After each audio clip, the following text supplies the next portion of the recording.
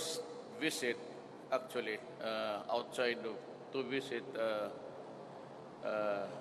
campo. And it was very informative on my side to know the conditions of on the ground. But before that, I'd like to tell you that we will go ahead with the increases of the soldiers of the police and the military, and that would include the PDEA and the law enforcement agencies such as the NBI. This will take effect this year. Dahan-dahan lang tayo kasi wala masyadong pera. Remember that I entered the presidency midstream. So I have to just make a go of what's available, but uunahin ko kayo. Now, in our talks during the command conference, I was informed there is a need for more soldiers. And though I have a source somewhere, it's about 20, wala akong pera. Mga 10 siguro for additional soldiers on the ground, because I would need about 3,000 policemen to meet the challenges of urban terrorism. We are in a transition. The world itself is in a transition. Everybody has a problem somewhere, except for a few countries in South America. Lahat tayo may problema, and it has deteriorated into a terrorism thing. And ang problema dyan, because it cuts borders, walang specific objective is to establish a country. If you want to rebel, hindi ganun eh. Or you want to put down a dictator because he's a despot, wala rin yan. It's just simply that they are there fighting, and kagaya ng Middle East, the reason is just to kill. Ang buti dito, because there's a reason. And they are into it for kidnapping, money.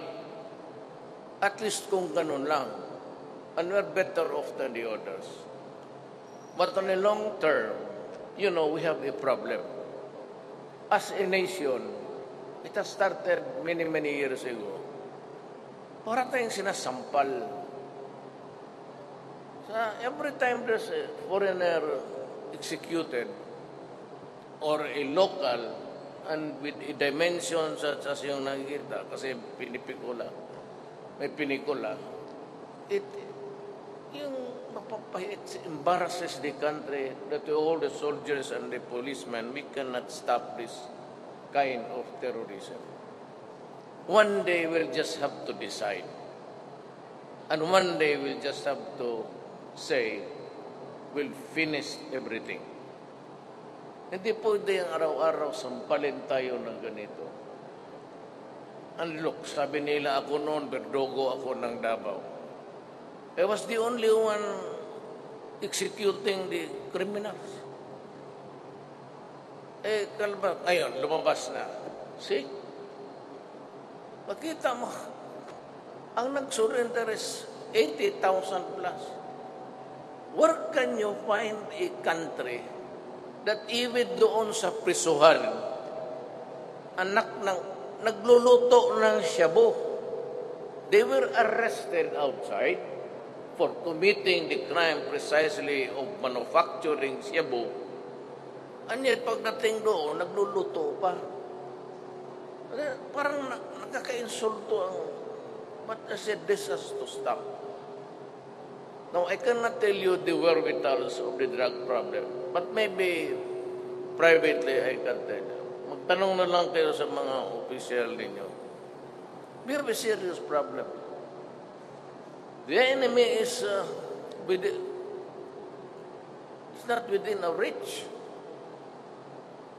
So, no, ang laro nito, well, I don't know, but you'll have just to support the government.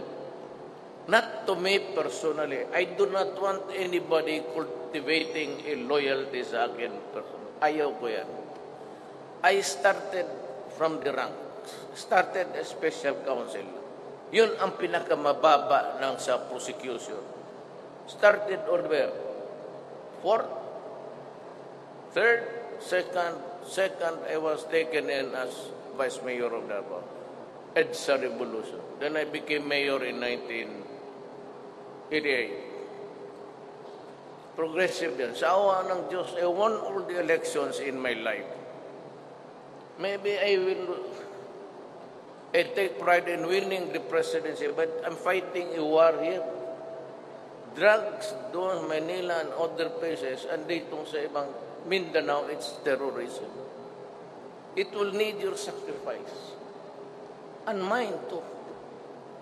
But alam ninyo, you'll have to come in very fast. We are stretched thin. Wala akong pulis na ilatag ko dyan in every corner. Tapos, ang Shabu, it's rampaging. I said, it's beyond our reach yung problema dyan. Do not look for the... Magsabi sila na, oh, where's the big fish? Bakit maliliit lang? Wala. Private lang ito lahat. Ang general... It's just orchestrated. Pati itong meeting na ito, alam ko, monitor. For all you know, may picture pa sila. Ganon ang hirap ng gera na to. So, you'll have to love your country. Do it for the love of country. Do not do it for me. I do not need it. Trabaho tayong lahat. Sabi ko, ako, trabahante lang ako. Kayong mga ano ko, I have my simple ones. Hindi ko nga alam bakit ako na dumating dito sa presidency. But I told this story doon sa command conference. How I came about to be here with you tonight. Ito lang ang masabi ko. Do your duty. If you are ordered for an operation against Shabu, tagkasabit-sabit kayo, huwag kayo. I will be there in the fulfillment of duty or in the performance of your task, mandate. You will have my support 100%. I will not allow you to go to jail.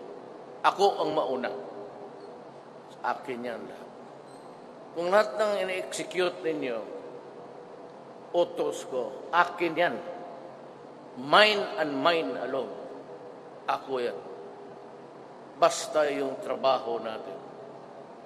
So, huwag kayong matakot. And you might be charged. I take solace from my statement. I am there for you. So, hindi na lang ako magtagal. I have to go to the wounded soldiers. Na mag-ikot ako, I will look for money. At kayo, pagka nakaproblema, alam mo na yung the imponderables of life, yung hindi mo nakita.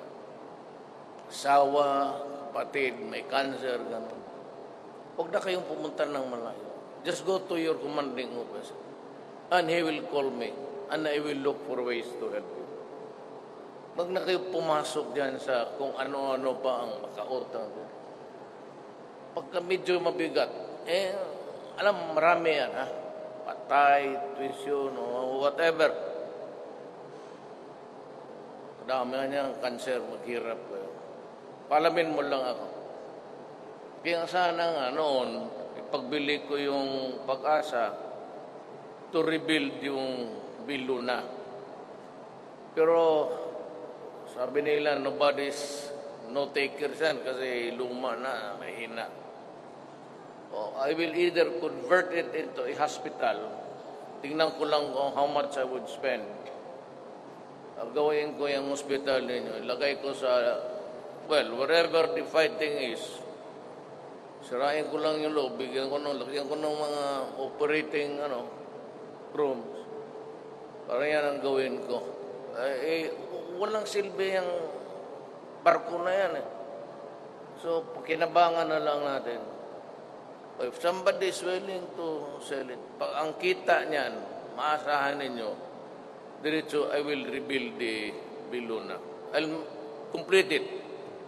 I will add another building, maybe a new one, and you'll have the comparative best medical treatment. It will have everything. CT scan, yung mga imaging. I'll spend money. So, and we will improve the hospitals. Kung anong immediate and urgent needs to be there. Huwag kayong basta inutusan kayo to do is civilian mandate, for example, drugs. Go ahead. Hindi na ako magtanong kung paano mo ginawa.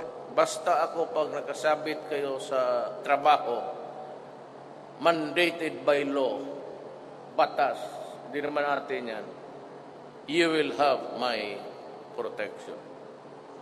And I said, isa lang tayo. Do not be too extra courteous to me or respectful. Kasi naiilang ako. Anak lang rin ako ng migrant dito sa Mindanao. Nung umalis kami ng Cebu, well, of course, my mother is pero ang tatay ko, mahirap lang kami. So I know how it is to be poor and to work for your life for the government. Dumating ako sa edad na ito, I think it's destiny naging presidente ako. They want to assure everybody in this republic, layo ng tayong taga-goberno, that you have a president who would share with you yung mga problema and of course the little blessings that we get from God and from the people of the Republic of the Philippines. Salamat po.